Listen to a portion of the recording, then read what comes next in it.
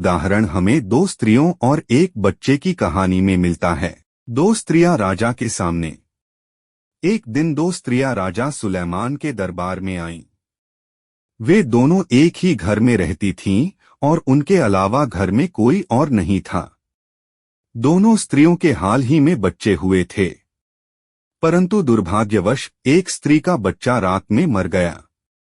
दरबार में पहली स्त्री ने कहा, हे मेरे प्रभु, मैं और यह स्त्री एक ही घर में रहते हैं। मैंने इस स्त्री के रहते हुए बच्चा जन्म दिया। 3 दिन बाद इस स्त्री के भी बच्चा हुआ। हम दोनों अकेली थीं, घर में कोई और नहीं था। वह आगे बोली, रात को इस स्त्री का बच्चा मर गया क्योंकि वह उस पर लेट गई थी। तब उसने आधी रात को उठकर मेरे जीवित बच्चे को मेरे पास से उठा लिया और अपने मरे हुए बच्चे को मेरे पास रख दिया। सच और झूठ का टकराव। पहली स्त्री ने आगे कहा, सुबह जब मैंने अपने बच्चे को दूध पिलाने के लिए देखा तो वह मरा हुआ था, लेकिन जब मैंने ध्यान से देखा तो वह मेरा बच्चा नहीं था। तब दूसरी स्त्री तुरंत बोली, नहीं, जीवित बच्चा मेरा है और मरा हुआ बच्चा इसका है।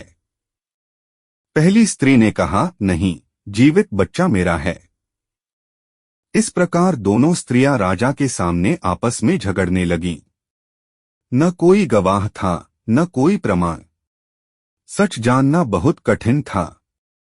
राजा सुलेमान चुपचाप दोनों की बातें सुनते रहे। उन्होंने स्थिति को गहराई से समझा। राजा का अद्भुत निर्णय।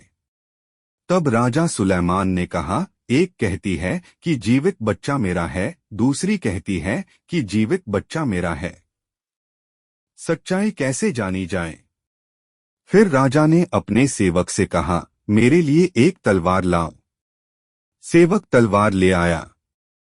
राजा ने कहा, जीवित बच्चे को 2 टुकड़ों में काट दो और आधा एक को और आधा दूसरी को दे दो। मां का हृदय प्रकट हुआ। यह सुनते ही उस स्त्री का हृदय कांप उठा जो बच्चे की सच्ची मां थी। वह तुरंत रो पड़ी और राजा से बोली, हे मेरे प्रभु, बच्चे को मत मारो, इसे उसी को दे दो, बस इसे जीवित रहने दो। लेकिन दूसरी स्त्री ने कठोरता से कहा, न तो यह मेरा हो और न इसका, इसे काट ही डालो। बुद्धि और विवेक की विजय। तब राजा सुलेमान ने कहा, जीवित बच्चे को उसी स्त्री को दे दो जिसने उसे मारने से मना किया है। वही इसकी सच्ची मां है। और बच्चे को उसकी असली मां को सौंप दिया। इस्राएल में